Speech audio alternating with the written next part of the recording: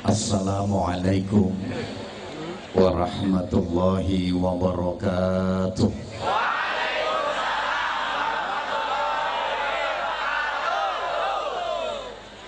Bismillahirrahmanirrahim. Alhamdulillahilladzi an'amana bi ni'matil imani wal islam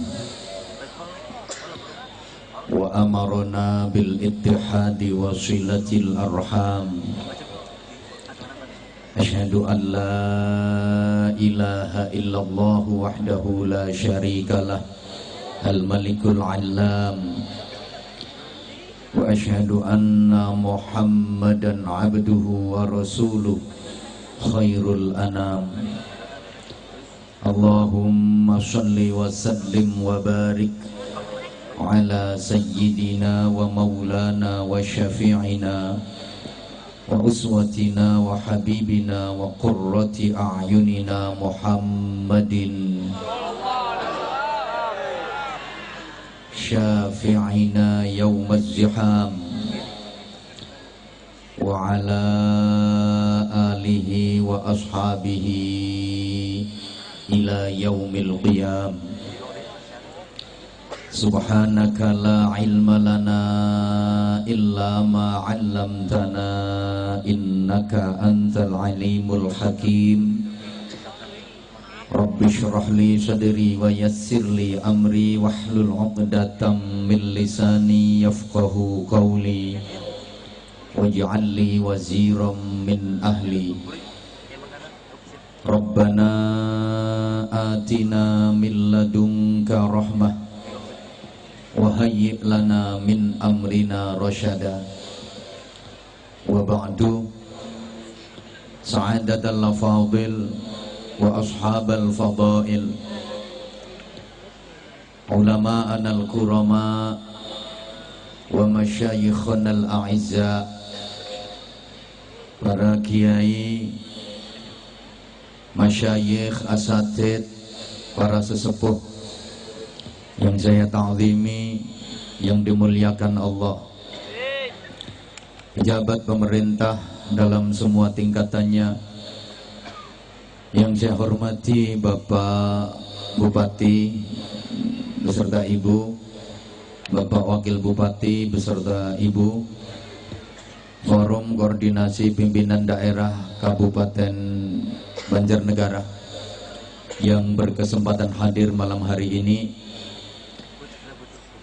Yang saya hormati, hadir di tengah-tengah kita Bapak Dandim, Bapak Kepala Kejaksaan Negeri, Kepala Kementerian Agama Kabupaten Banjarnegara, Kepala Pengadilan Agama, Kepala Pengadilan Negeri bersama para staf. Yang saya hormati, tokoh-tokoh ormas dari Nahdlatul Ulama, dari Muhammadiyah, dari Syarikat Islam, beserta banom-banomnya. Yang saya hormati, keluarga besar Katrako yang dikomandani oleh Mas Anas dan Mas Agung. Yang saya hormati segenap panitia penyelenggara. Yang saya hormati juga para pengleset-pengleset sekalian, juga para cekadar-cekadar yang dongsong di pojokan, karena setiap kita semuanya kepingin dihormati, betul? Siapapun kepingin kehormatan. Senakal-nakalnya orang, kalau nggak dihormati itu pasti ya marah. Maka ada pelajaran berharga di setiap forum semacam ini. Sambutan-sambutan yang ada itu pasti yang saya hormati, karena setiap orang ingin dihormati. Sebejat-bejatnya orang itu kalau nggak dihormati ya marah. Saya ketika ngisi ceramah di lembaga pemasyarakatan, betapapun yang saya hadapi para narapidana, saya tetap harus menghormati mereka. Jadi saya ngomongnya juga bapak-bapak, ibu-ibu, dan saudara-saudara sekalian yang saya hormati. Padahal yang saya hadapi narapidana, karena mereka juga butuh kehormatan. Coba saya jujur, saya ngomong apa adanya. Bapak-bapak, ibu-ibu, dan saudara-saudara sekalian yang terlaknat, para penjahat yang moralnya bejat, yang menjadi sampah masyarakat, ya diantemi kursi ya. Bahkan mohon maaf, ketika saya ngasih pembinaan di lokalisasi, yang saya hadapi perempuan-perempuan nakal, saya tetap harus menghormati mereka. Ngaji itu ngomong saya ya, ibu-ibu dan mbak-mbak sekalian yang saya hormati. Coba leh nyonge jujur. Para londe-londe sekalian yang suka menghancurkan rumah tangganya orang, juga para begenggek-begenggek yang suka menghabiskan duitnya suami orang, wah dicamah nyonge, sok diumpa-umpa, nggak ketepani, sok ditawani. Setiap kita kepingin terhormat, maka saudara-saudaraku, ikhwatul iman, jamaah sekalian yang saya cintai, yang saya hormati, rahimakumullah, menyongsong tahun baru Islam 1437 Hijriah ini, kita harus bertekad untuk melakukan revolusi mental menuju ke arah perbaikan dan peningkatan prestasi ibadah. Allahumma sholli ala Muhammad. Agar kita menjadi orang-orang yang sukses dunia akhirat. Perlu diingat saudaraku, orang yang sukses itu bukan berarti orang yang berhasil mendapatkan sesuatu yang diinginkan. Tapi orang yang sukses itu adalah orang yang berhasil mendapatkan kebaikan dalam hidupnya. Tak baleni, soalnya saya pelong-pelong koyo gak paham. Pancen saya sadar yang saya hadapi orang-orang yang kurang begitu cerdas, maka saya harus telaten. Yang namanya sukses itu bukan berarti berhasil mendapatkan sesuatu yang diinginkan, tapi yang namanya sukses itu berhasil mendapatkan kebaikan dalam hidupnya. Sehingga Allah mengajarkan doa dalam Al-Quran yang saya yakin kita semuanya hafal. Itu biasa disebut doa sapu jagat. Rabbana atina fid dunya hasanah wa fil akhirati hasanah wa qina adzabannar. Ya Allah, berikanlah kepada kami di dunia ini hasanah, kebaikan. Wa fil akhirati hasanah, berikan pula di akhirat kami kebaikan. Jadi kita diperintah memohon kebaikan, bukan disuruh memohon apa yang kita inginkan. Nggak diperintah meminta apa yang kita harapkan, tapi diperintah memohon kebaikan. Kenapa demikian? Karena sesuatu yang kita inginkan belum tentu jadi kebaikan. Sesuatu yang kita harapkan ketika berhasil kita dapatkan, belum tentu itu jadi kebaikan dalam hidup kita.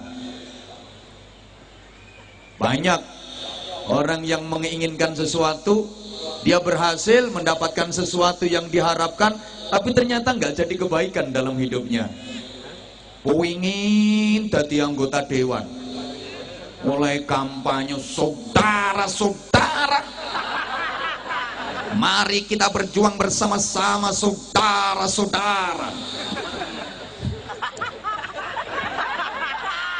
Wileh ngetokke duit wakeh banget, karena kan udah bukan rahasia lagi. Orang sekarang kalau suruh milih pemimpin itu bukan visi misinya apa, karakternya bagaimana, akhlaknya bagaimana, enggak, tapi ukurannya NPWP, nomor piro wani piro. Jadi kalau ditanya pilih yang mana, pilih yang berjuang, yang beras, baju, dan uang. Dia kepingin jadi anggota dewan, kampanye sana sini, keluarin duit ratusan juta, berhasil dia jadi anggota dewan, tapi ternyata dapat 4 bulan masuk penjara gara-gara kesandung urusan korupsi. Dia berhasil mendapatkan sesuatu yang diharapkan, tapi itu tidak jadi kebaikan dalam hidupnya. Maka saudaraku, nggak usah iri sama orang yang berhasil mendapatkan sesuatu, tapi irilah dengan orang yang baik. Irilah dengan orang yang berhasil mendapatkan kebaikan dalam hidupnya. Kalau ada orang ngajinya rajin, jamaahnya rajin, sholawatan rajin, bangun malam untuk sholat qiyamul lail rajin, dia kaya, dermawan, iri sama orang-orang seperti itu. Tapi kalau ada orang yang berhasil mendapatkan sesuatu urusan duniawi, ya nggak perlu iri, karena sesuatu yang didapat belum tentu jadi kebaikan. Ada orang dapat door prize, dia habis belanja di mall, dapat hadiah motor, nggak perlu diiri, karena motor yang didapat belum tentu jadi kebaikan. Dapat hadiah motor, harganya 40 juta, baru 2 hari dinaikin sama anaknya di jalan raya, kenceng, weng, bres, nubruk bokong, bokongnya tronton. Sehingga Sayyidina Ali karramallahu wajhah wa radhiyallahu ta'ala anhu pernah menyatakan, ketika saya menginginkan sesuatu, maka saya berdoa kepada Allah. Saya ikhtiar maksimal, saya kerja keras agar sesuatu yang saya inginkan itu berhasil saya dapatkan. Ketika doa saya dikabulkan Allah, ketika ikhtiar saya berhasil, kerja keras saya berhasil, yang saya inginkan berhasil saya dapatkan, maka saya bersyukur, alhamdulillah. Berarti keinginan saya disetujui oleh Allah, berarti keinginan saya di ACC sama Allah. Saya bersyukur. Tapi ketika saya menginginkan sesuatu, kemudian saya berdoa kepada Allah, ternyata doa saya tidak dikabulkan Allah. Saya kerja keras, ternyata gagal. Saya ikhtiar maksimal, ternyata tidak berhasil mendapatkan apa yang saya inginkan. Saya lebih bersyukur lagi, saya lebih alhamdulillah lagi. Jadi ketika gagal itu syukurnya malah nemen. Kenapa? Karena yang terjadi bukan keinginan saya, karena yang terjadi adalah kehendak Allah. Dan saya yakin kehendak Allah jauh lebih baik daripada keinginan saya. Allahumma shalli ala Muhammad. Fa'asa an takrahu syai'an wa huwa khairul lakum. Boleh jadi kalian membenci sesuatu, bisa jadi kalian tidak menyukai sesuatu, padahal sesuatu yang tidak kalian suka itu ketika terjadi pada diri kalian itu dampaknya sangat baik. Wa asa an tuhibbu syai'an wa huwa khairul lakum. Boleh jadi kalian menyukai sesuatu, mencintai sesuatu, mengharapkan mendapatkan sesuatu, ternyata ketika sesuatu itu terdapat pada diri kalian, itu dampaknya sangat jelek bagi kalian. Sadari, wallahu ya'lamu wa antum la ta'lamun. Allah Maha tahu apa yang terbaik buat kalian dan apa yang jelek buat kalian, sedangkan kalian tidak tahu. Bapak Ibu Saudaraku jamaah sekalian rahimakumullah, banyak hal yang kita benci, tidak kita sukai, tidak kita inginkan hadir dalam kehidupan kita, ternyata kita dapati itu dalam kehidupan kita. Subhanallah, dampak positifnya luar biasa. Jujur sering saya sampaikan di mana-mana, saya pernah mengalami satu keadaan yang saya nggak suka, satu keadaan yang saya benci dan tidak inginkan itu terjadi dalam kehidupan saya. Saya pernah marah sama sopir saya, gara-gara sopir saya nyonge, aku yang mek nyong kuwi, terlambat menghadiri acara pengajian, kurang lebih 1 jam saya terlambat.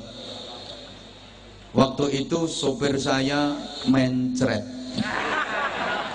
Saya udah diteleponi sama panitia, digegeri, udah ribet panitianya. Ini tinggal nunggu Pak Kiai, gimana kok belum datang? Sudah enak diribetin panitia. Dan sopir saya mencret.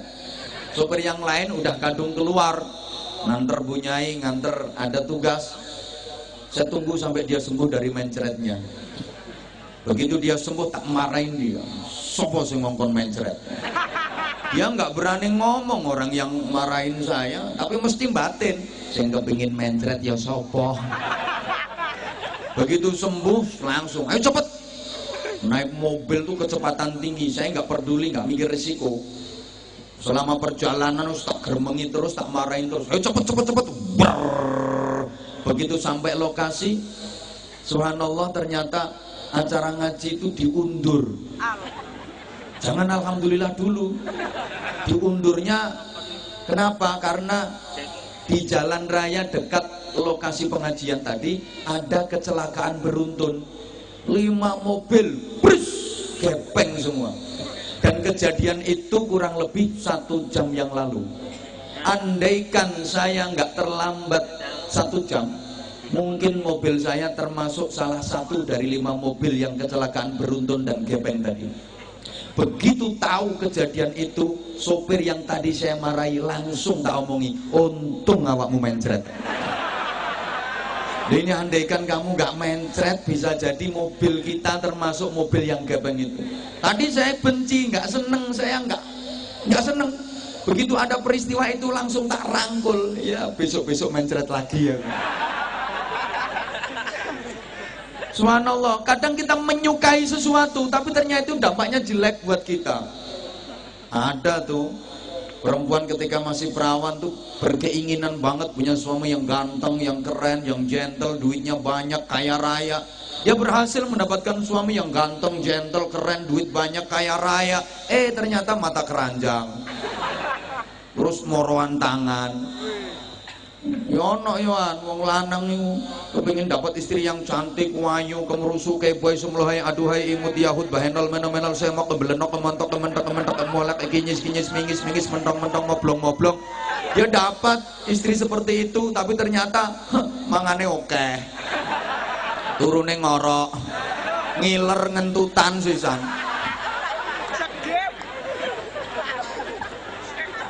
Maka yang paling enak itu menerima ketetapan Allah dan kita yakini apa yang ditetapkan Allah buat kita itu terbaik bagi kehidupan kita. Cuma kadang-kadang kitanya yang nggak tahu baiknya di mana. Allahumma sholli ala Muhammad. Beberapa waktu lalu Kang, menurut informasi di berbagai daerah lagi musim akik. Orang yang nggak paham dunia perakian, begitu lihat di penjual akik itu ada batu yang mencorong, apa bahasa Indonesianya itu ya, celeram, nanti bangannya karo.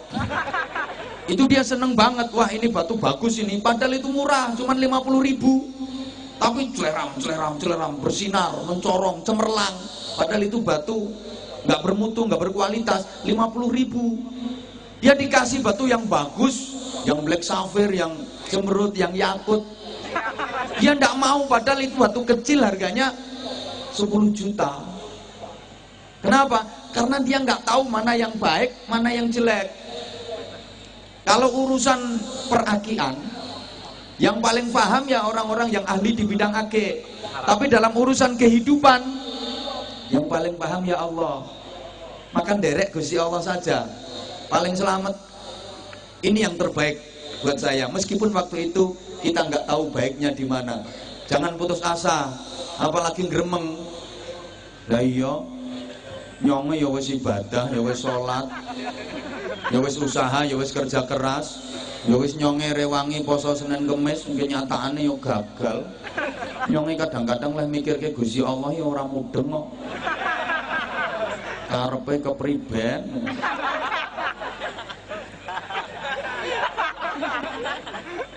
Jamaah sekalian rahimakumullah, mohon maaf kalau saya nanti banyak pakai bahasa Jawa. Mboten napa-napa nggih? Ya wis. Pokoke nek masalah donya niku aja nemen-nemen. nikmat dunia ini nikmat bohongan, nikmat ngapusi, sifatnya mata'ul ghurur, kenikmatan yang mempedaya, kenikmatan yang menipu. Karena nikmat yang hakiki, nikmat yang sejati, nikmat yang sesungguhnya itu nikmat di akhirat.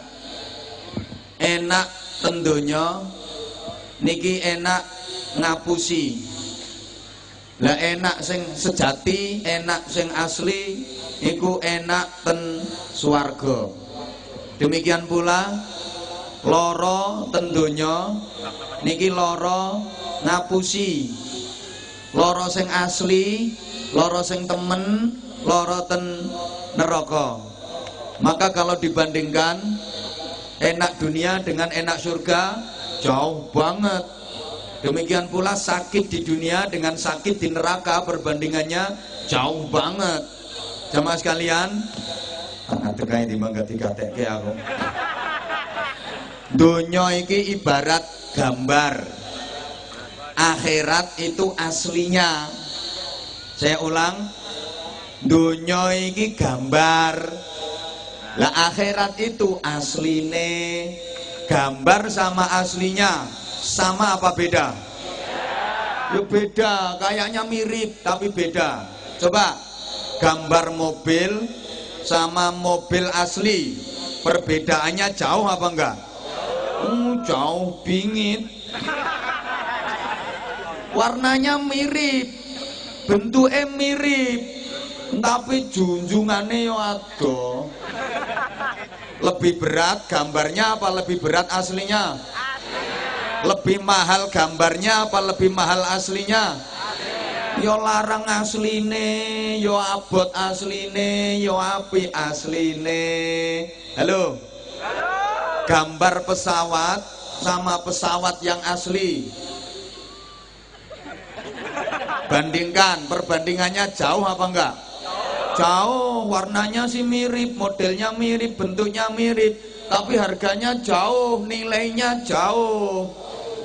Mas, gambare Syahrini sama Syahrini yang asli, kira-kira sampan pilih gambare apa pilih asline? Sayang Syahrini ini gak arep karo sampean. Ya jauh perbandingannya. Maka Rasulullah Muhammad SAW menggambarkan, wallahi mad dunya illa karajulin adkhala asbu'ahu fil yammi atau kama qala. Gak ngerti yo ben. Dunia kalau dibandingkan akhirat itu ibarat ada seorang laki-laki yang jarinya dicemplungkan. Iya, kaya lambimu kuwi. Dicelupke. Iki lho, jarinya dicelupke nyang segara, terus dibatek. Bandingkan banyak mana air yang tertinggal di laut sama air yang kantil di jari. Nah, banyu sing kantil yang driji ki donya, banyu segara iku akhirat. Bandingane sakmono, ana wong lanang drijine dicemplungke segara terus dibatek. Lha iki sak pira akeh banyu sing kantilno driji? Ayo sak gedhe-gedhene driji. Ana driji gedhene sak cagak listrik. Makane enak dunia nggak ada apa-apanya dibanding enak di surga. Sakit di dunia nggak ada apa-apanya dibanding sakit di neraka. Allahumma sholli ala Muhammad. Jamaah sekalian rahimakumullah, kita kalau mau berpikir seperti ini, memandang dunia ini datar, karena kita memandang bahwa dunia ini hanya gambar dari akhirat. Tentu kita lebih pilih aslinya daripada gambarnya. Betul? Betul? Kalau kita bisa berpikir seperti ini, ningalin donya, nyawang donya ku datar, ndak gampang kemecer, ndak gampang kepingin, ndak gampang gumun. Biasa wong lihat gambar, meskipun rumahnya kecil, jelek, di pinggir kali, ada tetangga bangun rumah kau wedi tumpuk-tumpuk, ya gak kepingin. kepingin gambar kok dikepingin nih biasa gambar omahe elek nyawang tonggo omahe apik ya ora kepingin wong gambar ya padha karo ana wong lanang omahe ditempeli gambare wong wedok ayu-ayu tapi bojone dhewe elek. Sapa ngomong semangatmu? Semangat apa yang malah kudu guyu kok adoh dek lek dibandingke. Naik motor. Kok motor apik, motor elek tahun 80. Di starter tahun 80 iku bruk-bruk. Motore elek. Salib mobil mewah. Yo gak nelongso. Gambar. Yo gak kepingin meskipun dibel dindin nambah mesem. Gambar. Enak wekku, enak weke nyonge iso gawe olahraga. Sing nyalipi plate merah, ora mobile dhewe wong kuwi bupati, mobile negara.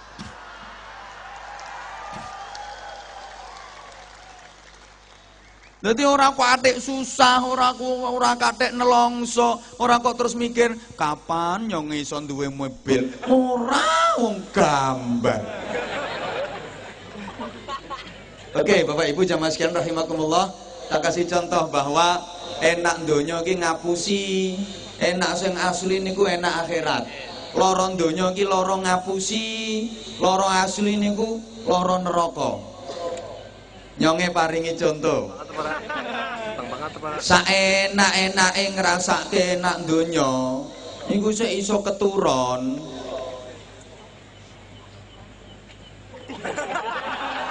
Ayo, sampeyan ngrasake enak nang donya sing menurut sampeyan paling enak napa? Sapa ngomong kelon no?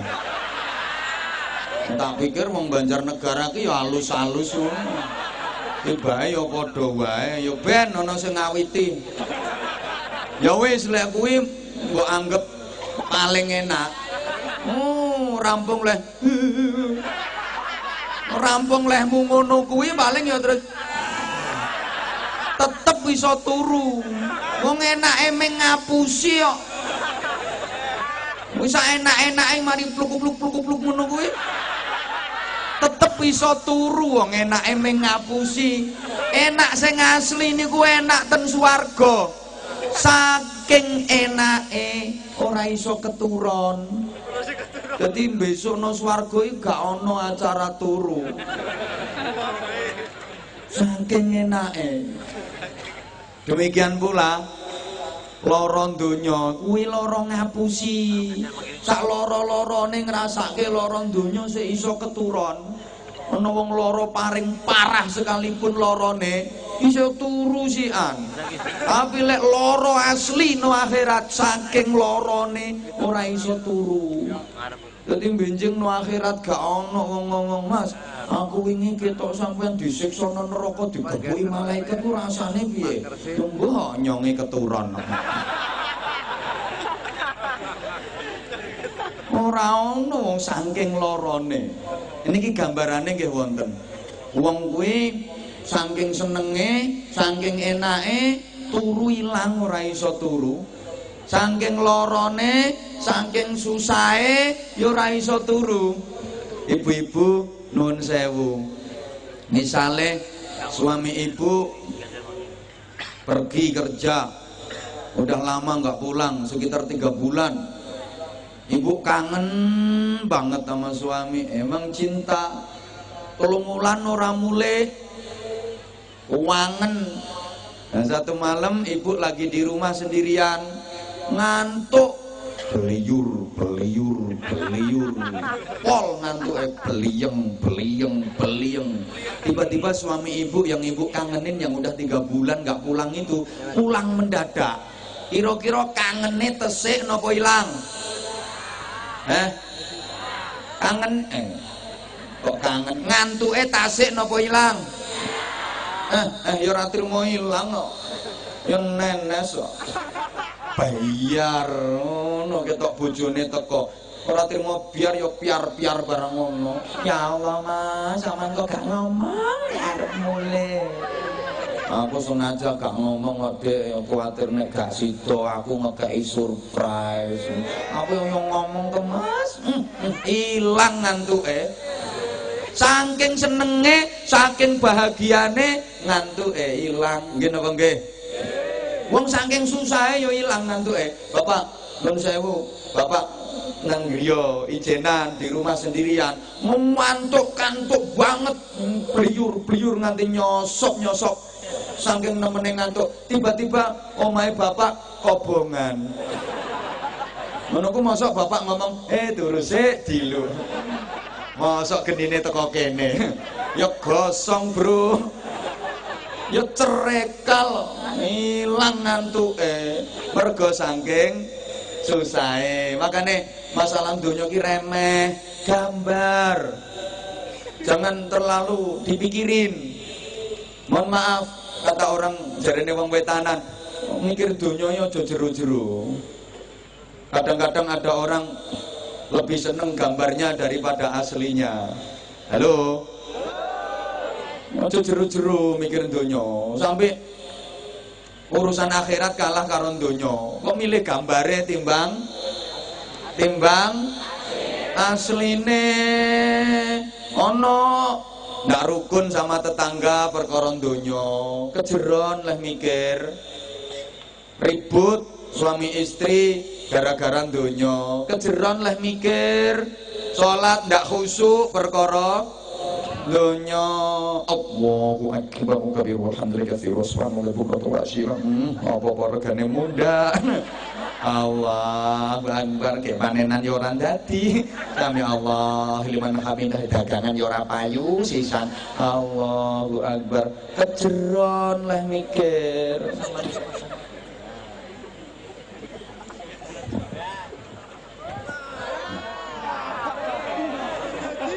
Oleh karenanya, agar kita benar dalam menyikapi kehidupan ini, jamaah sekalian, harus diatur dengan sesuatu yang namanya agama. Agama itu apa? Agama itu perilaku kehidupan. Agama bukan hanya sebuah identitas. Agama bukan sekedar data di KTP. Tapi agama adalah identitas dari perilaku kehidupan. Allahumma sholli ala Muhammad. Kalau agama hanya sekedar data di KTP, bisa jadi nanti orang bilang semua agama sama. Yang penting data di EKTP-nya ada. Halo? Yang ini digatekke ora to?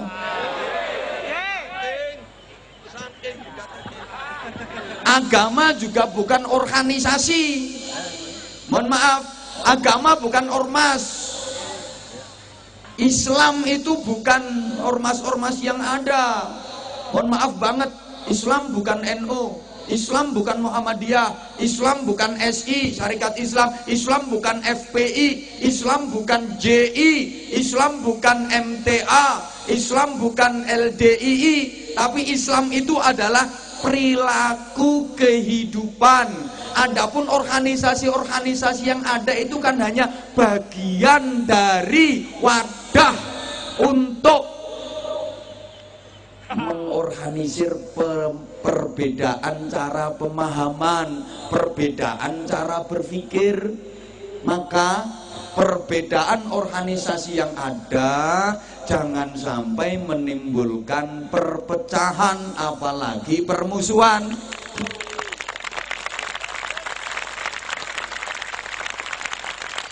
Perbedaan itu sesuatu yang nggak bisa kita hindari.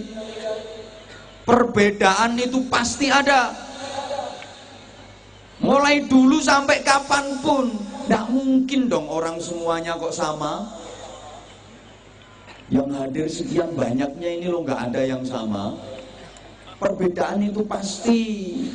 Maka kuncinya ukhuwah, yang pertama kita harus siap berbeda-beda. Karena nggak mungkin orang kok semua sama, itu nggak mungkin. Bapak Ibu saudaraku jamaah sekalian rahimakumullah, termasuk namanya pendapat itu pasti berbeda-beda, dan itu sangat kita butuhkan. Kita butuh pendapat yang berbeda untuk menambah wawasan kita, menambah pengetahuan kita, menambah keilmuan kita.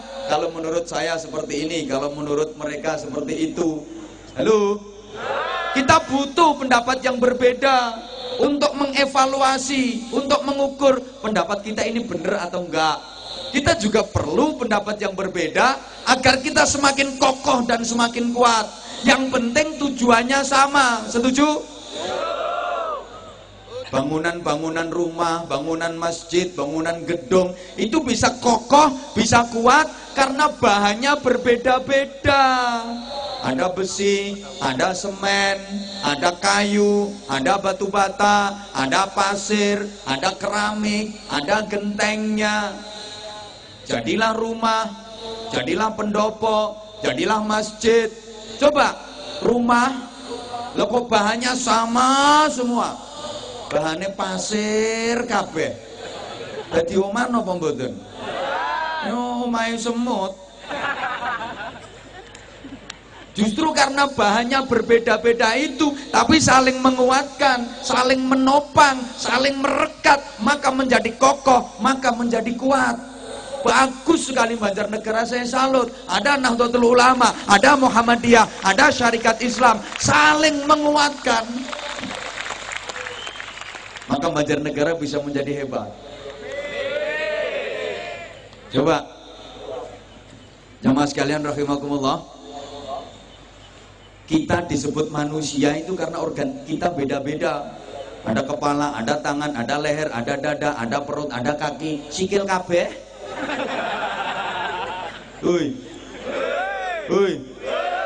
Maka kenyataan masyarakat kita itu sekarang semua potensi ada, tapi kebersamaannya yang masih minim.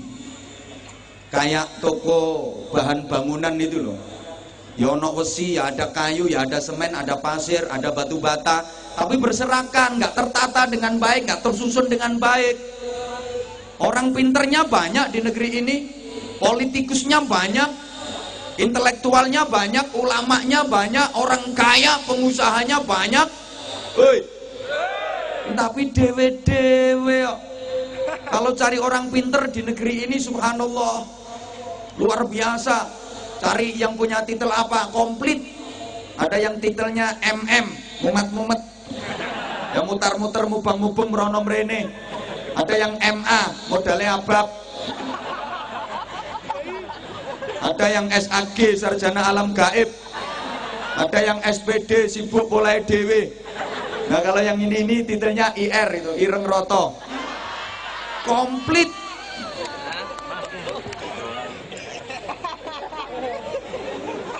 Tapi kebersamaannya, mohon maaf, masih kayak itu loh, toko kios yang jual bumbu-bumbu dapur, toko perancangan itu kan komplit, apa saja ada. Ada tomat, ada cabai, ada garam, ada terasi, ada penyedap rasa. Tapi dewe-dewe, coba kalau mau bersatu, ulek di gone layah, jenenge kan enak toh.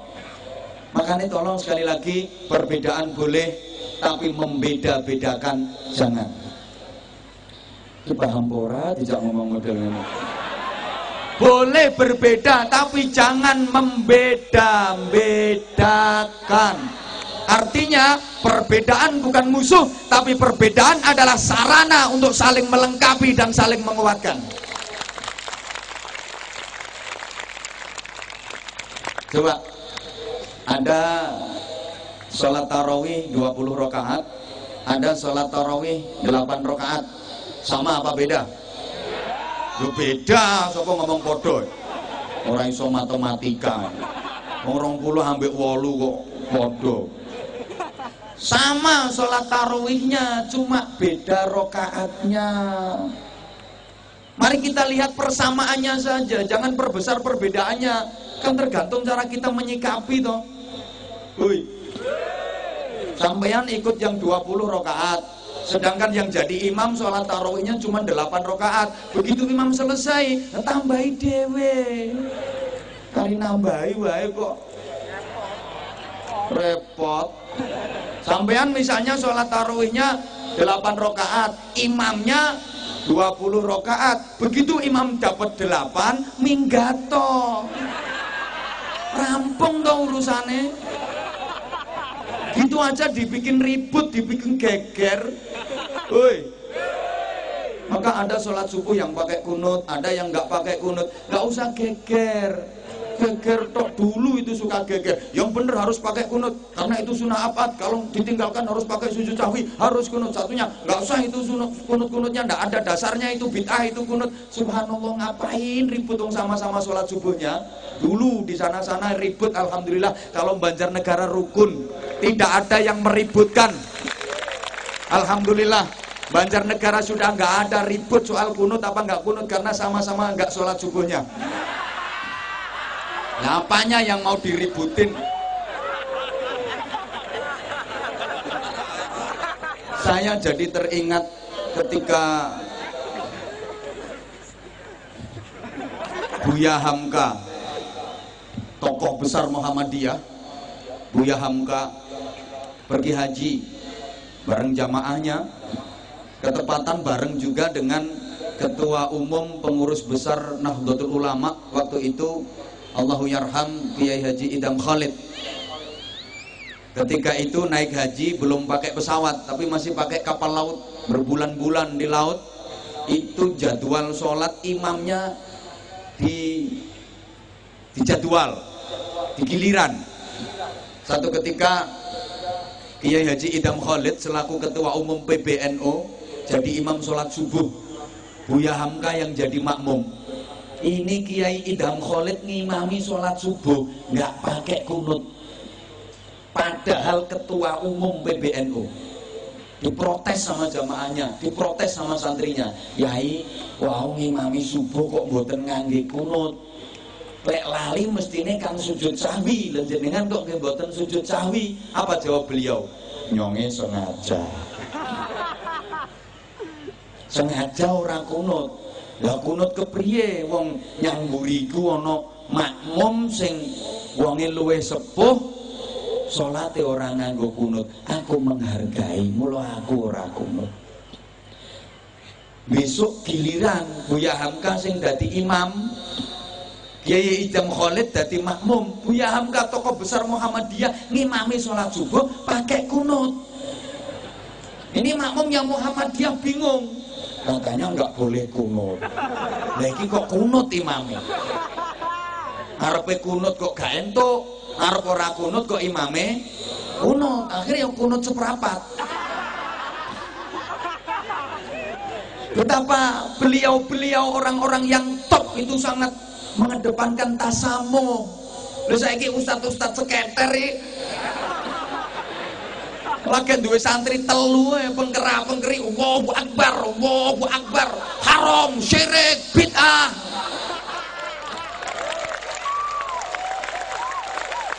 Kadang-kadang demone sembarangan, ngawur. Masjid diobong, musola diobong, pasar dibakar, gedung dibakar, sing durung kari WC umum. Gak sakit, demo nganggo takbir Allahu Akbar, Allahu Akbar, Allahu Akbar. Mesake polisine bingung. Ya selamatnya polisine pinter. Yang demo Allahu Akbar, Allahu Akbar, polisi semritane ngunekke prit sami Allahu liman hamidah. Akhirnya sing demo Allahu Akbar ganti Robbana lakal hamdu.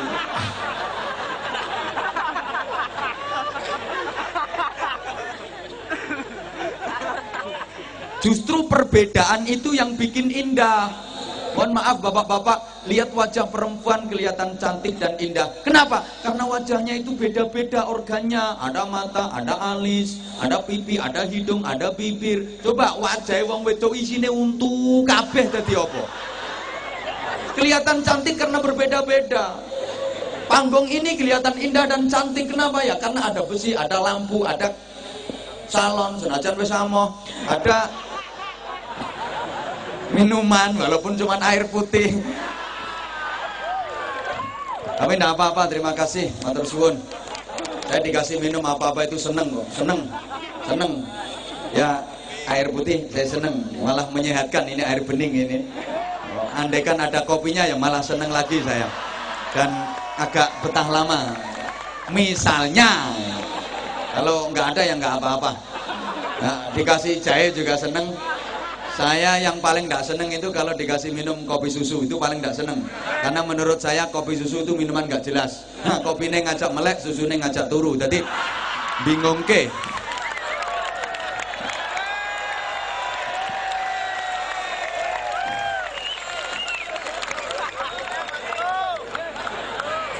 Matur suwun. Ono rokoke barang. Apa wong ceramah dikongkon ambek rokokan. Bapak Ibu saudaraku jamaah sekalian rahimakumullah. Kan kita ini saudara. Kata Rasulullah, antar umat Islam itu kalbunyanil wahid, seperti sebuah bangunan, satu yang lain saling melengkapi dan saling menguatkan. Halo.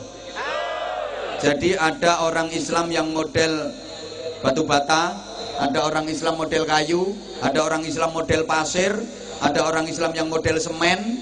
Ya kayak bangunan itu, satu yang lain saling menguatkan. Fungsinya juga beda-beda. Ada yang berfungsi sebagai pondasi, ada yang berfungsi sebagai tembok, ada muslim yang berfungsi sebagai jendela, ada yang berfungsi sebagai atap, ada yang berfungsi sebagai tiang. Jadi cagak. Ibu-ibu itu cagaknya. Kan an-nisa imadul bilad. Wanita itu tiang negara. Kalau laki-laki kan cuma tiang jaler.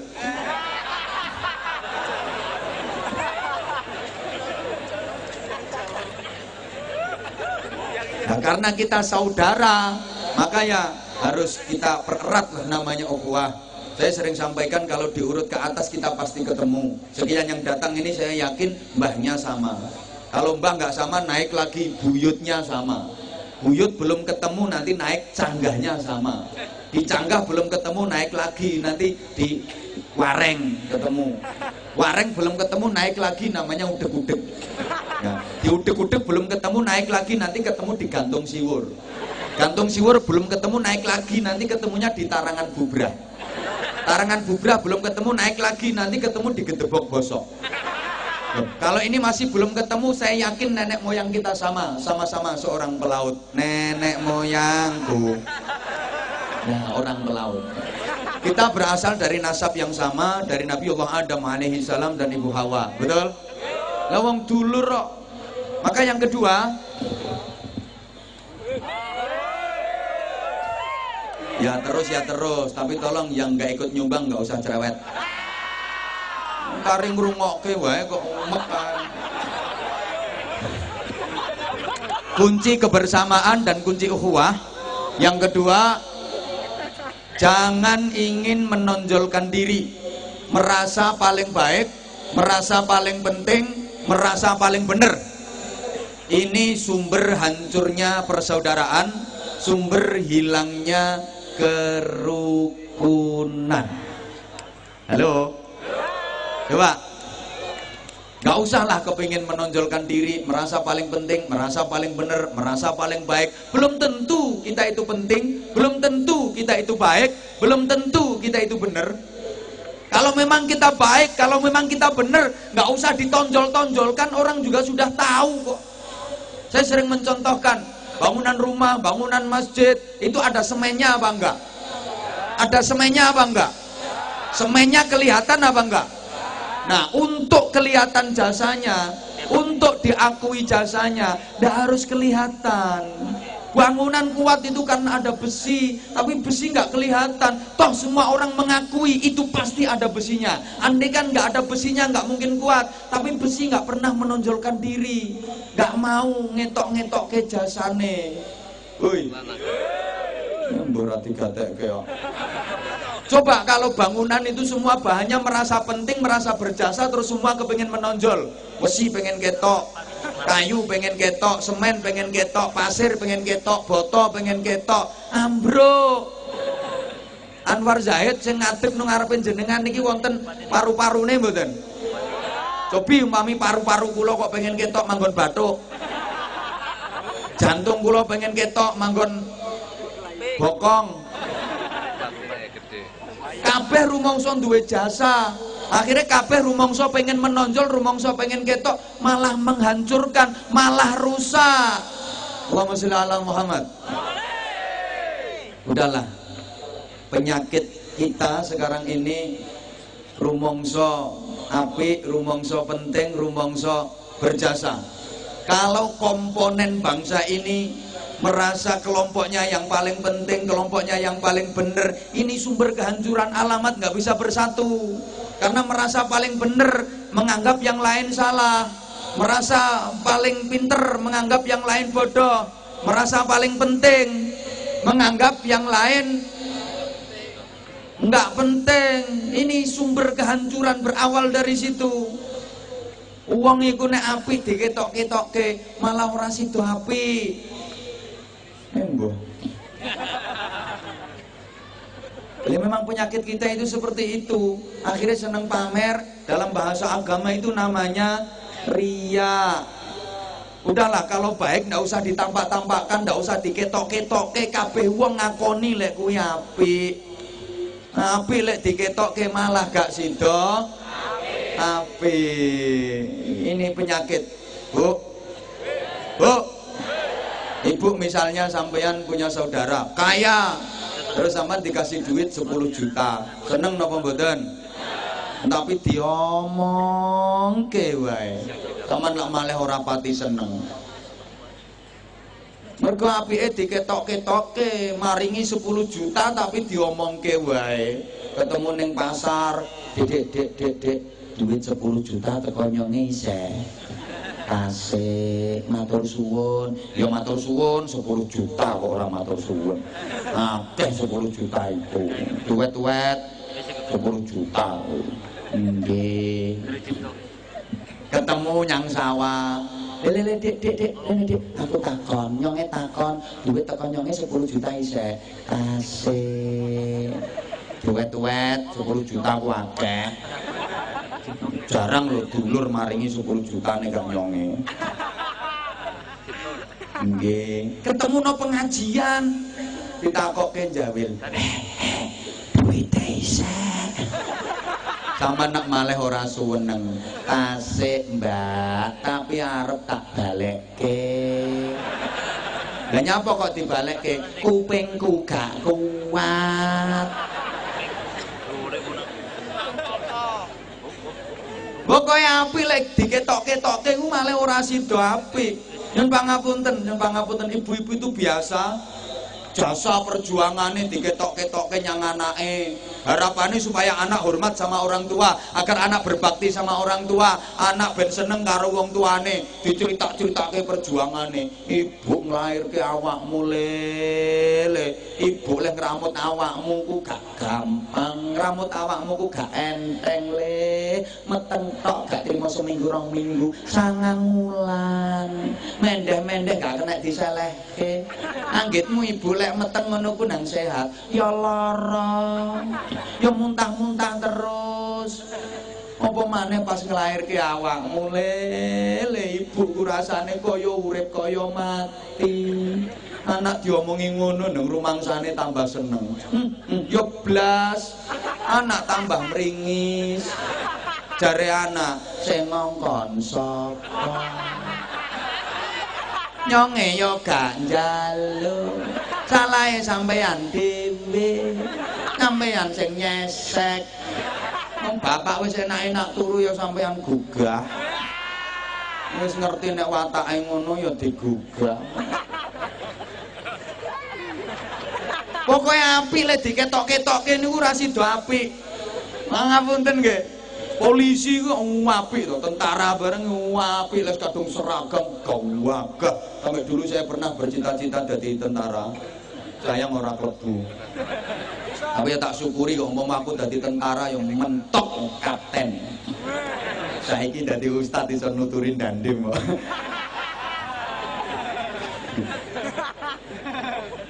Apik tentara polisi, apik seragam ketok gagah. Tapi nanti ketok-ketokke mau dindi seragam. Bal-balan seragam. Mau warung seragam. Harap no kamar mandi seragam. Turu seragam. Ora sida apik. Nggih. Ya wis.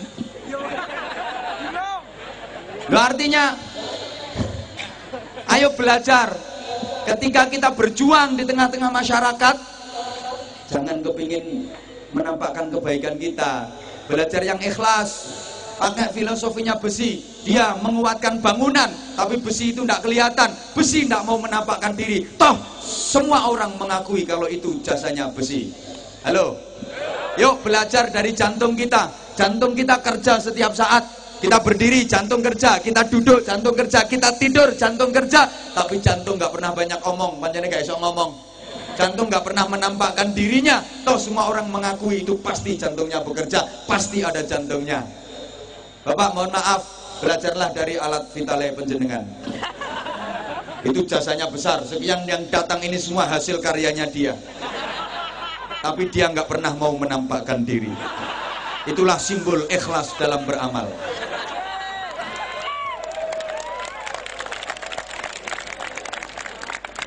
Subhanallah.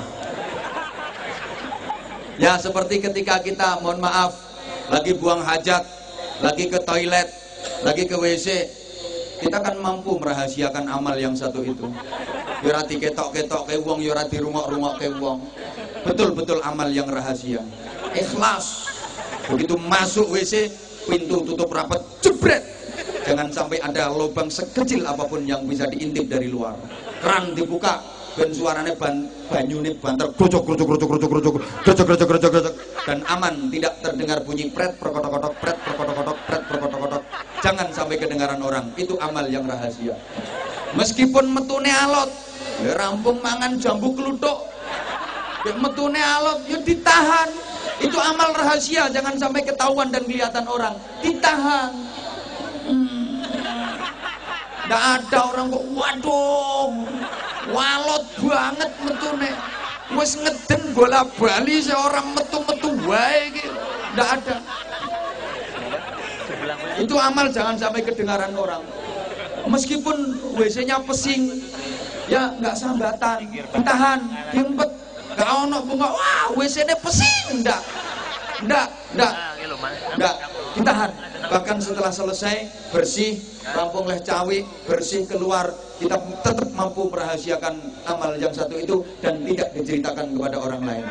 Saya belum pernah dengar ada orang habis ngising kok terus dikandak-kandak kayak wong. Ha bro, metu 14 bro aku mau. Sing 10 dawa-dawa, sing 4 ndek-ndek, enggak ada. Hanya orang gila yang menceritakan itu.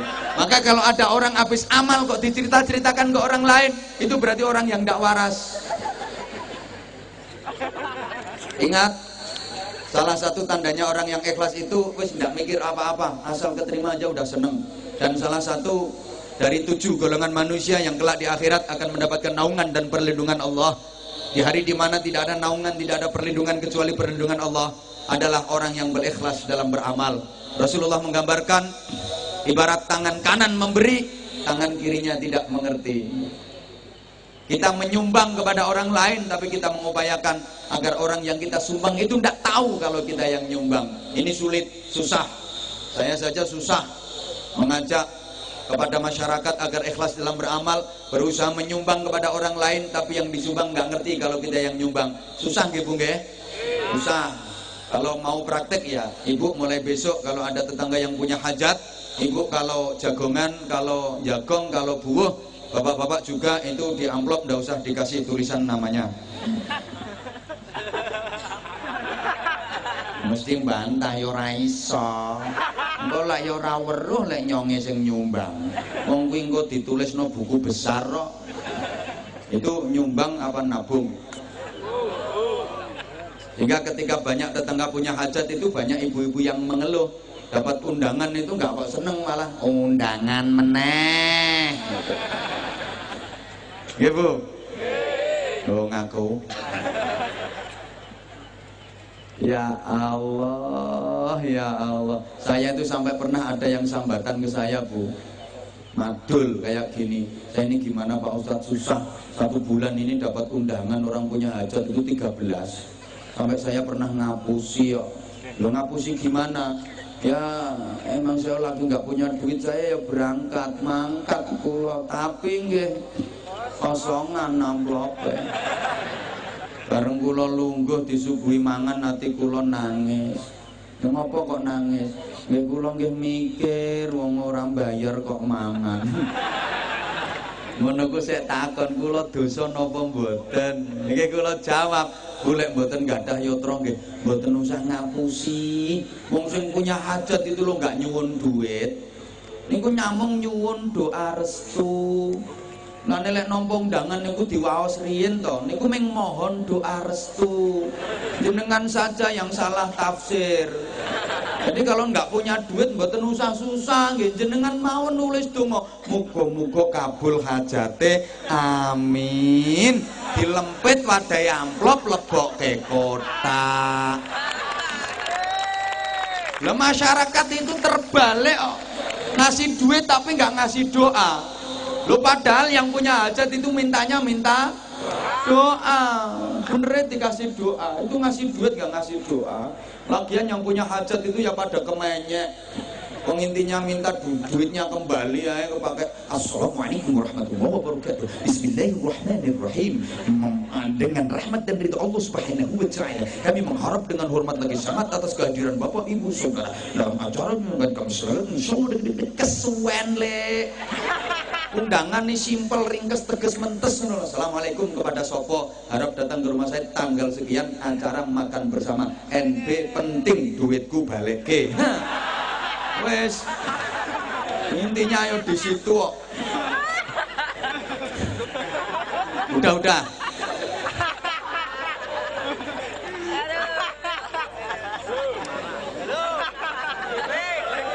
Lo orang itu kalau merasa paling penting, akhirnya omongannya jelek.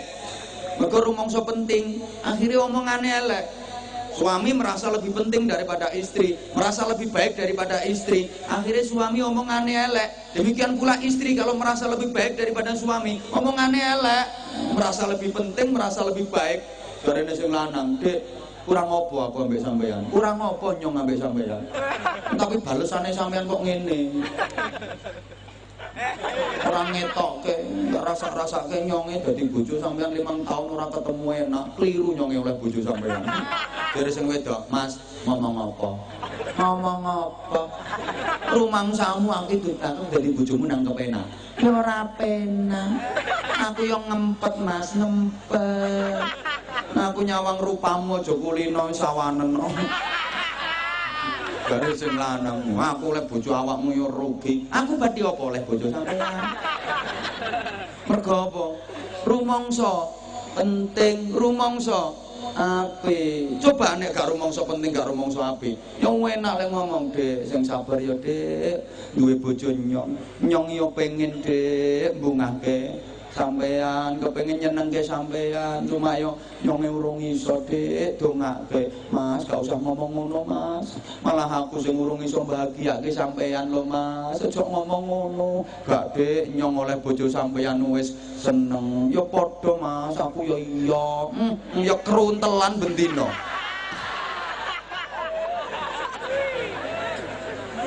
Loh, kuncinya kebersamaan dan kerukunan. Mohon maaf ya, saya sering sampaikan, masyarakat ini asal gelem rukun, Allah janji rahmat Allah, barokah Allah, ridha Allah disokke di gone masyarakat sing gelem rukun. Tapi kalau nggak mau rukun, jauh dari rahmat Allah, jauh dari ridho dan barokah Allah. Keluarga itu kapan rukun? Masya Allah, rumah kecil terasa gede, rumah sempit terasa longgar. Tapi kalau nggak rukun, rumah gede terasa kecil, rumah longgar terasa sempit.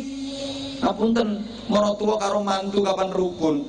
Balik ruang tamu sempit jadi longgar. Enak le ngomong jare morotua, nak mantuku sing sabar ya nak, duwe morotua bapak. Bapak yo kepingin nukokke sampean, yo nukokke mobil. Cuma yang durung ana duit. Sementara iki ana gledekan iki telateni yo nak. Gerobak iki telatenono. Jare mantune, "Bapak, mbon mikir ngoten, malah kula pengen bungahke jenengan mboten saged. Kula pengen mbaske jenengan yo linggis yo arit." Yo pacul dereng saged ngono. Karena gak bapak duwe mantu sampeyan wis seneng. Sami kula gadah mantu jenengan, gadah marosipun jenengan nggih saweneng. Rokok genten ngemut. Mudut iso gantian karo maratuwa joinan.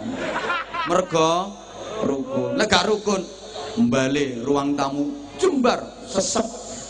Mertua lagi duduk enak di ruang tamu, menantu dateng, saya nyengungu, ketok mertuane, balik mantune, mencelat, ketemu konco ditakoni, nyapa mas kok gak sido mlebu omah, musuhe nyong urung turu kok. Subhanallah. Mohon maaf, suami istri juga gitu.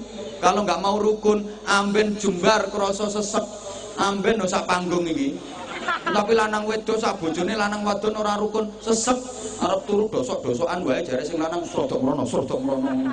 Panas lho panas ungkep mrono jejeg sisan. Jare sing wedok, sampeyan sing mrono, kelekmu ira betahi wong. Kelek ngelokke sirah terus-teruske semaput aku. Turu nang pinggir karo ndep pipis glundung bareng. Tapi nek rukun maaf, tempat tidur yang sempit terasa longgar, amben ini cuma setengah meter.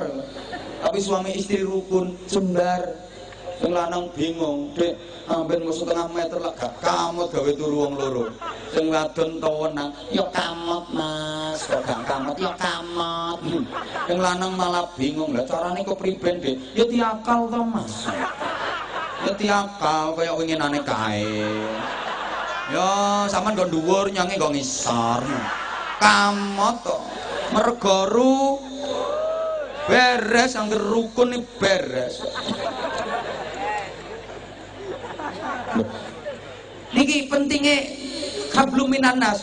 Orang yang solih, sempurna, mulia dan dimuliakan Allah, itu yang solih ritual sekaligus solih sosial. Allahumma sholli ala Muhammad. Solih ritualnya bagus, solih sosialnya juga bagus. Hablum minallahnya top, hablum minan nasnya top. Mbok gak pati paham model diomong. Tak kasih contoh. Ini jadi orang yang mulia dan dimuliakan, terhormat. Panglima Besar Jenderal Sudirman.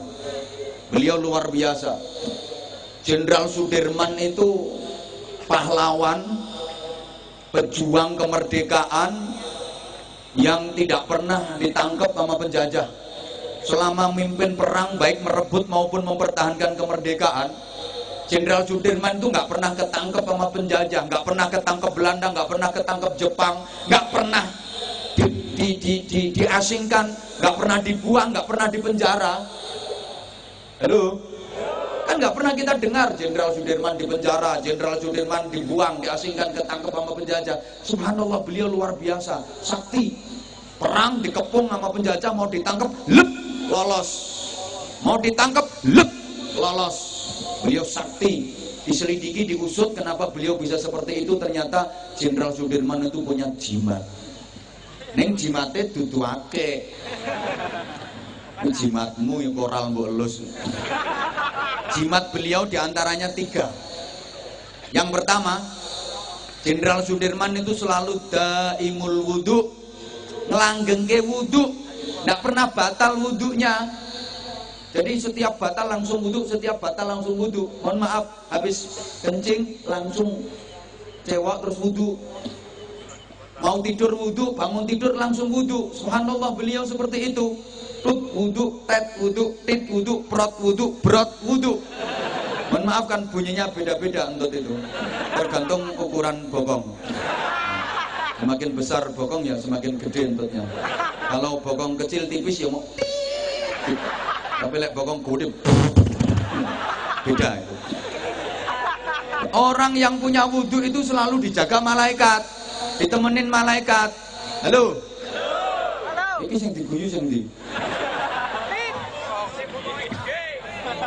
Dan itu bisa dibuktikan ketika napak tilas perjuangan Jenderal Sudirman, jamaah sekalian, itu di setiap titik yang pernah disinggahi oleh beliau selalu ada tempat air yang terbuat dari tanah liat, wadah air dari tanah liat untuk berwudu. Itu saya bahasa Indonesianya tidak tahu. Kalau bahasa yang agak Inggrisnya saya tahu, namanya lepadasan. Sampai sekarang masih ada itu. Beliau memang ahli wudhu, daimul wudhu, selalu menjaga wudhunya. Pantes orang kalau punya wudhu kan ditemenin malaikat, dijaga sama malaikat. Itu zaman tiru boleh, bagus malahan. Wanita kalau mau seperti itu akan apa? Lebih cantik. Karena air wudhu itu menjadikan inner beauty. Apa yang ngerti kok? Kecantikan yang dari dalam. Ini banyak perempuan pengen cantik tapi salah trik. Gak mau wudhu, gak mau baca sholawat. Itu yang bisa menimbulkan aura, tapi malah wajahnya didempul. Alisnya dikerek bersih, ganti buntutnya tekus, lambene dicet, macam-macam kan. Teknik kecantikan perempuan itu sekarang macam-macam. Ada lagi rambutnya disambung, namanya hair extension. Ada lagi menyambung bulu mata, yang bahasa Inggrisnya aidep. Ini macam-macam lah kayak gitu. Yang kedua, Jenderal Sudirman itu selalu sholat di awal waktu. Begitu masuk waktu sholat, segera laksanakan sholat. Beliau sholatnya di waktu yang afdol. Begitu masuk waktu sholat, segera laksanakan sholat. Sami nggih kalih sampean? Pret. Orang kalau sholatnya di awal waktu wajahnya cerah, gak burek-burek ngene.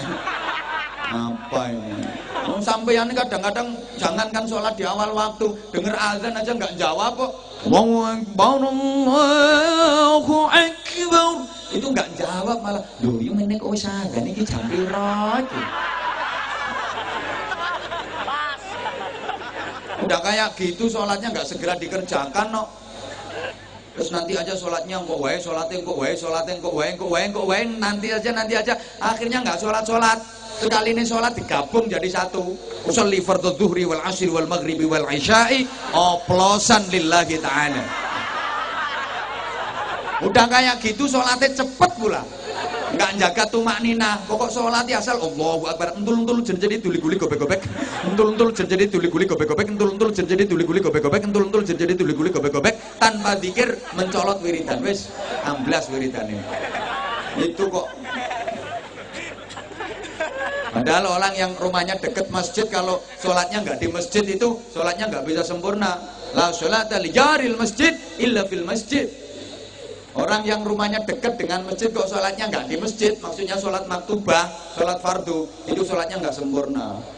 Kalau diartikan nggak sempurna sih nggak apa-apa. Dan diartikan sholatnya nggak sah.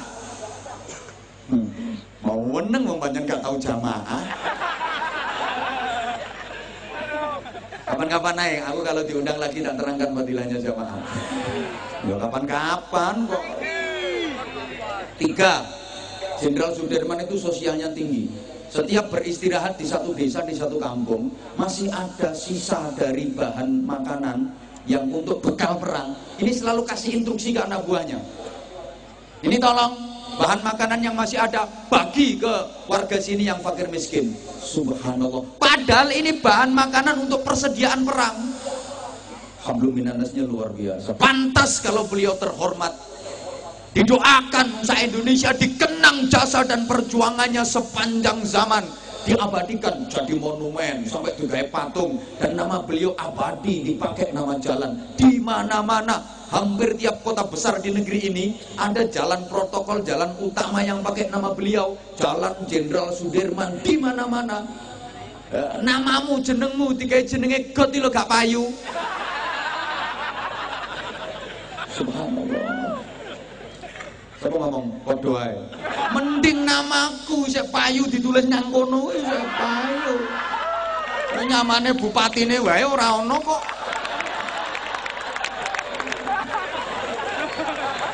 Halo. Kasih contoh lagi. Allahu yarham Gus Dur, Kiai Haji Abdurrahman Wahid. Beliau adalah Presiden Republik Indonesia yang ke Taman ke wong Indonesia wong Afrika apa? Gus Dur itu Presiden RI yang ke-4. Lepas dari keterbatasan beliau secara fisik, memang mata beliau secara fisik tidak bisa melihat, tapi mata batinnya tajam luar biasa, ngalahi sing klorak-klorok ini. Subhanallah, Gus Dur luar biasa. Secara fisik memang tidak bisa melihat mata beliau. Waktu jadi presiden pun kemana-mana ya nuntun. Maka waktu beliau jadi presiden banyak yang demo itu sakit hati saya, loro hati nenyo. Demo ngawur ngomongnya. Gus Dur harus mundur, Gus Dur harus mundur. Rasanya hati, mundur piye wong maju nuntun kok mundur. Ngawur ngomongnya. Sakit dong. Beliau hebat. Mohon maaf. Sampai jadi presiden demokrasi seandonya. Gaji PNS naik waktu Gus Dur presidennya, gaji TNI Polri naik waktu Gus Dur presidennya, nggih mboten? Mohon maaf. Sudah wafat Gus Dur, tapi subhanallah kemuliaannya luar biasa. Yang ziarah ke makamnya Gus Dur tiap hari tidak pernah kurang dari 3.000 orang. Tiap hari. Jadi informasinya para peziarah ke makam Gus Dur itu tiap hari nggak pernah kurang dari 70 bus. Tiap hari. Lah sampean-sampean ki sok lek wis mati kira-kira sing ziarah kuburmu ana pirang gerobak. Pirang becak. Sak tosae enggak penuh. Anakmu ya gak kira mara kuburmu ora mau tinggali warisan. Gus Dur bisa begitu luar biasa. Kenal dunia, diakui dunia, padahal Gus Dur itu ibadahnya ke Allah biasa. Nonge tahu persis. Gus Dur itu kalau sholat subuh cuma 2 rakaat.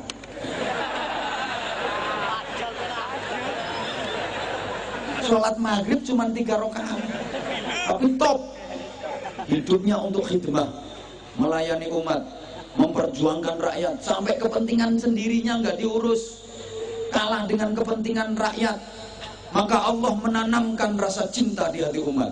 Kenapa umat mencintai beliau? Karena beliau mencintai umat. Ini penting untuk pemimpin. Pemimpin kalau kepingin dicintai rakyatnya, kuncinya sederhana. Pemimpin harus mencintai rakyatnya, maka pasti rakyat akan mencintai pemimpinnya. Ben, wong krungu yo ben.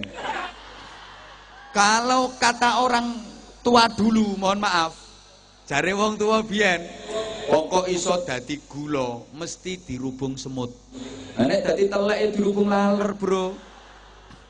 Maka sesungguhnya ndak perlu kok pemimpin itu kepingin dipilih terus pakai saudara. Terus bagi-bagi duit, pasang baliho di mana-mana, foto ditempel di mana-mana. Pasang foto besar pinggir jembatan sampai jadi penunggu jembatan. Itu kan banyak itu, tempelkan di pohon jadi penunggu pohon. Nggak perlu geden-gedenan foto sampai manuk arep miber kewan golek dalan. Ngubrui fotone calon-calon itu. Malah ada calon perempuan yang pasang foto besar keliru bikin kata-katanya. Wajahnya kompeti mesem gambar fotonya, pikir ada tulisannya, cobloslah saya sudah terbukti rasanya.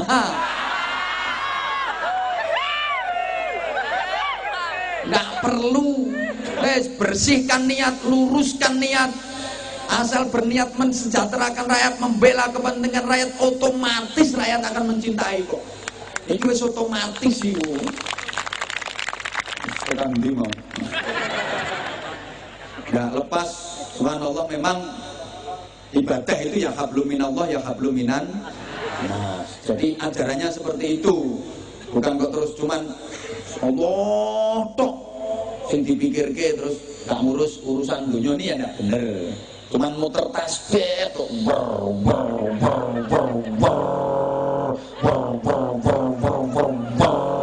sambil baca zikir leh wiridan Sulawesi Sumiati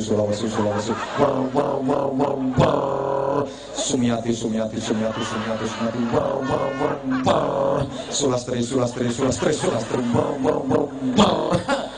terus nggak ngurus dunia sama sekali. Nah, Islam nggak mengajarkan seperti itu. Nggak, memang halo, muter tasbih penting, muter kerjaan juga penting. Ayo dijawab penting gitu loh. Ngitung tasbih, ngitung utang,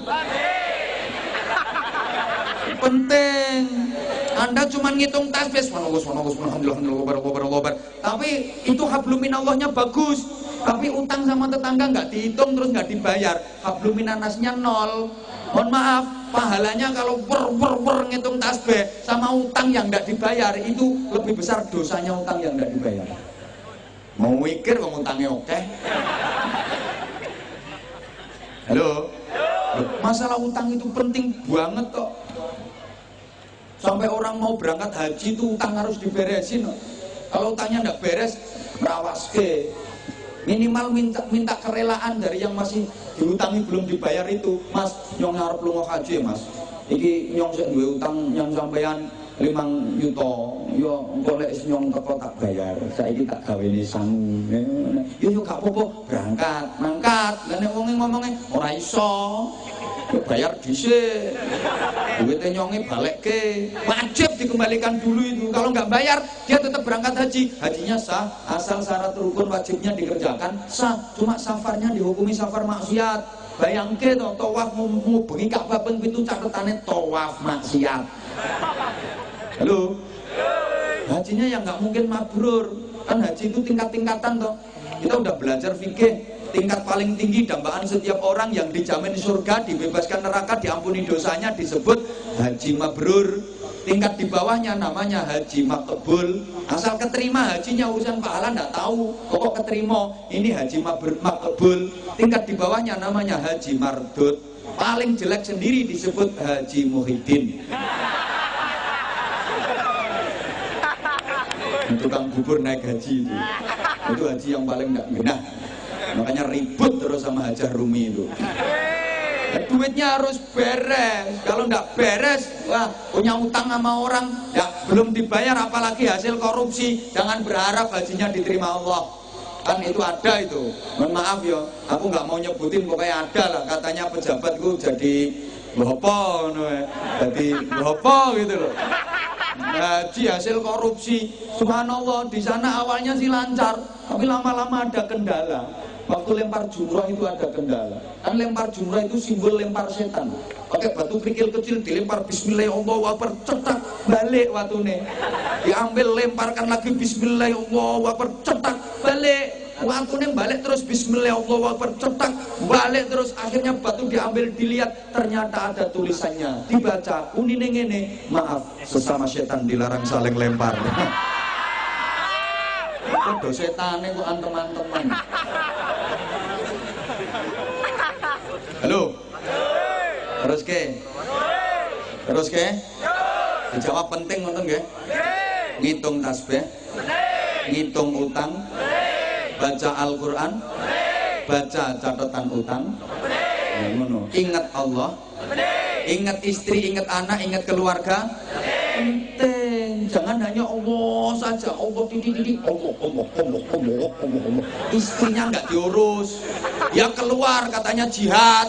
Tapi sementara istri nggak dinafkahi, keleleran lahir batinnya. Anak nggak diurus, gimana pendidikannya, gimana akhlaknya. Dia keluar, Allahu Akbar, mohon maaf. Pahalanya dia Allahu Akbar, sama dosanya istri anak ditelantarkan itu lebih gede dosanya istri anak ditelantarkan. Dia keluar, Allahu Akbar, kata istri yang dari rumah, Allahu Akbar, pret. Aku kaliren bro.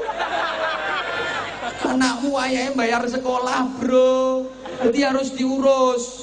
Halo. Subhanallah. Memang prioritas ibadah itu sesuai profesi. Yang prioritas jihad sesuai profesi.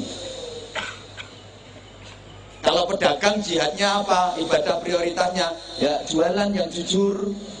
Kalau guru jihadnya apa? Prioritas ibadahnya di mana? Ya ngajar, menyampaikan ilmu kepada murid-muridnya. Tukang syuting itu prioritas ibadahnya apa? Nginceng.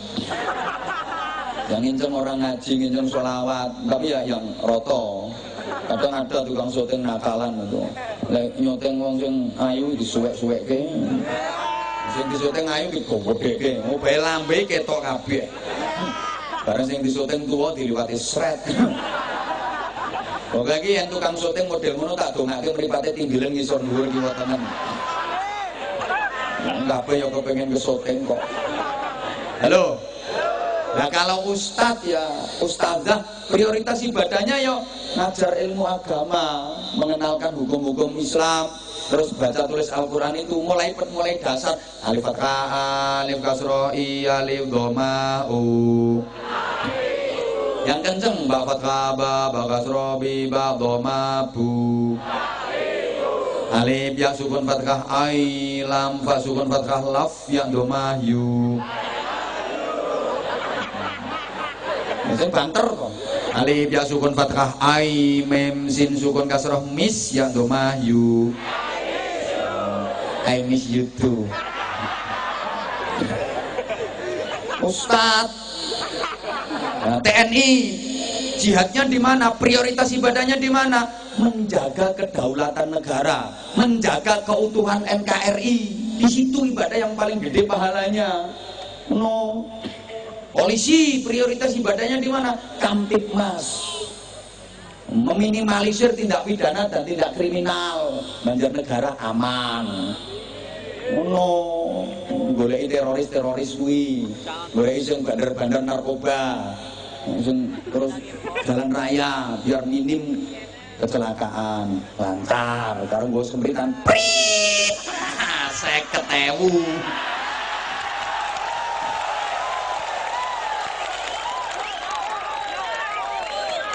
Nah, sing keplok-keplok jelas pernah ketilang. Kenapa sampean kok ditilang? Lo sampean melanggar. Coba sampean nggak melanggar, nggak mungkin ketilang. Anane ditilang karena sampean melanggar. Ini gambaran di dunia aja sampean melanggar, ditilang sama petugas. Lebih-lebih urusan akhirat, sampean melanggar aturan Allah, ditilang sama petugasnya Allah. Mau masuk alam kubur, mau masuk alam barzakh, banyak pelanggaranmu, ditilang sama mungkar nakir. Dan perlu diingat, mungkar nakir nggak bisa disuap, nggak kena dijak damai. Lo sing kena disuap itu kudu mungkar nakir. Nek mungkar nakir nggak kena disuap, sing iso disuap itu kudu mungkar nakir.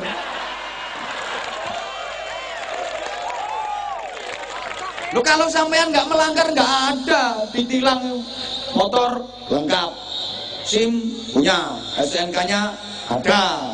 Nah, tapi helmmu bola atom itu, bola plastik, mbok siker taleni rafia. Lo ditilang melanggar aturan. No. Woi. Kiai apa prioritas ibadahnya? Yo wiridan. Pikir kiai. Ya Allah ya Rahman ya Allah ya Rahim ya Allah ya Rahman ya Allah ya Rahim ya Hafidhu ya Nasir ya Wakil ya Allah ya Hafidhu ya Nasir ya Wakil ya Allah. Ini wiridan ya Latif ya Latif ya Latif ya Latif ya Allah ya Qadim ya Allah ya Qadim ya Allah ya Qadim. Orang ambil enggak usah, langsung Qadim. Ya Allah ya Qadim ya Allah ya Qadim ya Allah ya Qadim. Orang ambil enggak usah disebut, itu enggak masuk Asmaul Husna itu. Engko pas koramile iri minta disebut kebisan, enggak langsung Qadim. Ya Allah ya Qadim ya Allah ya Qadim. Ini prioritas ibadah yang jihadnya gitu. Ya Sami'u ya Basir, ya Sami'u ya Basir, ya Sami'u ya Basir. Nanti lama-lama ya ya dana ya dana ya dana ya dana ya dana ya dana. Bangun masjid kentekan semen. Kan perlu dana tuh ya dana ya dana ya dana ya dana. Nah kalau pejabat kayak Pak Bupati, Pak Wabub, ini prioritas ibadah jihadnya di mana? Ya tanda tangan sama stempel. Teret, cetok. Ini yang menghasilkan pahala besar. Artinya ada proposal masuk untuk apa, dilihat pembangunan masjid. Nggak usah banyak pertimbangan. Oh gawe masjid toh, ambil pulpen, teret, stempel, cetok. Ini jabatannya barokah. Wah ini proposal untuk pembangunan pesantren. Oh bangun pesantren. Oh pulpen. Teret, stempel, cetok, beres. Pembangunan tempat prostitusi, ojo. Nah ini perlu tanda tangan dibubarke. Nah ini jabatan barokah ya seperti itu. Jangan kok. Oh proposal apa ini? Bangun masjid Pak Bupati. Jelak dananya 400 juta. Iya tak ACC, tapi nanti kalau cair saya 20%. Kualat dunia akhirat. Pokoknya ada yang model seperti itu, apapun jabatannya, yakin kualat. Matine jelas melorok. Matine mesti mangap, mau melet. Kadang belum mati wis setruk. Duit banyak, istri cantik, tapi dene ndak iso apa-apa kan. Istrinya masih muda, kata istrinya. Papa, ini duit pakai apa, Pak?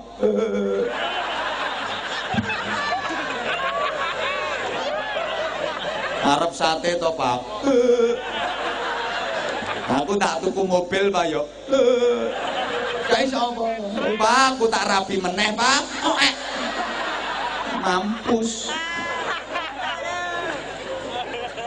Nah, ini jabatannya barokah seperti itu. Lah syukur. Kayak Pak Bupati, subhanallah, ada proposal masuk untuk membangun masjid. Dilihat, apa ini? Proposal Bapak. Gawe apa? Bangun masjid. Piro dana sing diajuke? 200 juta. Apa ya cukup bangun masjid 200 juta? Ya wis, sing 300 juta tak bantu. Nah. Kalau Pak Bupati mau seperti itu, insya Allah Pak Bupati bangkrut.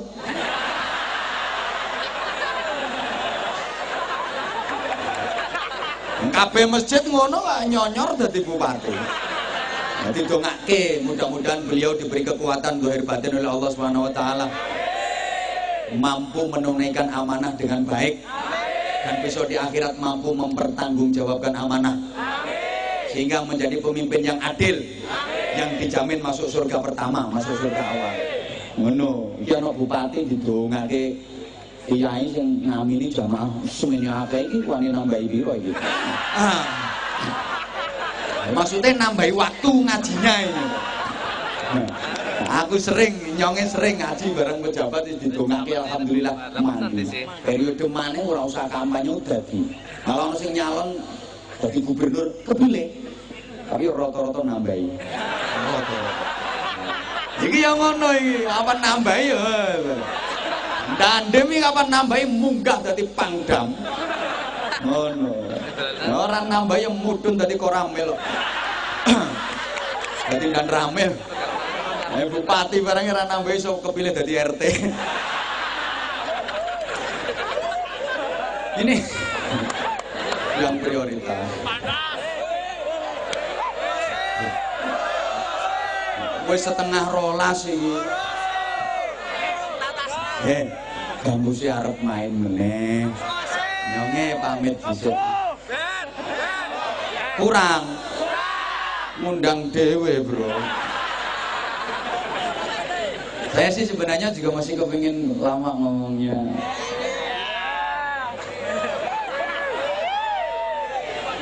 Lengge, insya Allah. Mudah-mudahan yang saya sampaikan dibarengi hidayahnya Allah. Kurang, Bu. Yo, kapan-kapan.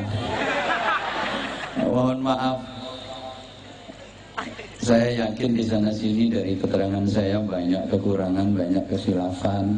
Ki Anwar Zaidi omongane kasar, pun kaget wong Jawa Timuran, wong wetanan omongane kasar. Pancen senes turunane bangsa halus. Tapi tidak semua yang kasar itu jelek, ada yang manfaat. Nggih. Ya kasar-kasare lumut mbreseti. Ning kasar-kasare parut manfaati. Kasar-kasare kadut madai. Kasar-kasare kasut kaos kaki. Kasar-kasare kancut ngadai. Kasar-kasare janggut ngangeni. Janggute wong nom, janggute wong tua wis putih yang gilani. Jadi saestu Anwar Zahid ingkang bodho niki sedaya khilaf, sedaya salah datang panjenengan. Kula nyuwun agungipun pangapunten. Mudah-mudahan Banjarnegara senantiasa dalam lindungan Allah. Mudah-mudahan majelis malam hari ini menjadi titik tumpu rahmatnya Allah diturunkan untuk Banjarnegara khususnya dan untuk negeri Indonesia tercinta ini pada umumnya. Pesan kula agama ageng ngaji dipun lampahi, dipun tindake, jadilah warga negara yang baik, masyarakat yang baik. Asal masyarakat baik, insya Allah nanti negara ini akan dibikin baik oleh Allah Subhanahu wa taala. Mudah-mudahan betul-betul cita-cita kita bersama baldatun thayyibatun wa rabbun ghafur. Ala hadhihi niyyah wa ala kulli niyatin shalihah. Bijahin nabiyir rahmah wa syafi'il ummah. Wa bi niyyati du'al qabul li ijabatis sulh husulil amali wal ma'mul. Bijahi sayyidina Rasul Muhammadin sallallahu alaihi wasallam. Ala ma nawaina wa ala ma nawi salafun salihan. Ajarakumullah al-Fatihah. Alhamdulillah. rajim. Bismillahirrahmanirrahim. Alhamdulillahirabbil alamin arrahmanir rahim maliki yaumiddin. Iyyaka na'budu wa iyyaka nasta'in ihdinas siratal mustaqim siratal ladzina an'amta 'alaihim ghairil maghdubi 'alaihim waladdallin. Rabbil ighfirli wa liwalidayya wa lil mu'minina amin ya rabbal alamin. Allahumma shalli 'ala sayyidina Muhammadin wa 'ala alihi wa sallim radhiyallahu tabaraka wa ta'ala an kulli sahabati Rasulillahi ajma'in walhamdulillahi rabbil alamin. Allahumma ij'al jam'ana jam'an marhuma wa tafarruqana min ba'dihi tafarruqan ma'suma. Allahumma innaka ta'lamu dhunubana faghfirha wa innaka ta'lamu 'aybana fasturha wa innaka ta'lamu hajatina faqdiha kafa bika waliyyan wa kafa bika nasira. Allahumma sallimna wa sallim dinana wa sallim dunyana wa sallim akhiratana wa la tusallib tanazzu'i imanana wa la tusallib 'alaina man la yakhafuka wa la yarhamuna warzuqna khairal dunya wal akhirah innaka 'ala kulli syai'in qadir wa bil ijabati jadir. Allahumma lakal hamdu wa ilaikal mushtaka wa antal musta'an wa alaikal balagh wa la hawla wa la quwwata illa bik. Allahumma inna nas'aluka al-khaira kullahu wa na'udzubika minasy syarri kullih ya man bi yadihil khairu kulluh. Rabbana hab lana min azwajina wa dhurriyyatina qurrata a'yun waj'alna lil muttaqina imama. Rabbana atina fid dunya hasanatan wa fil akhirati hasanatan wa qina adzabannar wa qina adzabannar wa qina adzabannar wa adkhilna al jannata ma'al abrar bi rahmatika wa fadlika ya aziz ya ghaffar ya rabbal alamin. Jazallahu anna sayyidina Muhammadan sallallahu alaihi wasallam ma huwa ahlu bi fadli subhana rabbika rabbil izzati amma yasifun wa salamun alal mursalin walhamdulillahi rabbil alamin. Subhanakallahumma wa bihamdik asyhadu an la ilaha illa anta astaghfiruka wa atubu ilaik.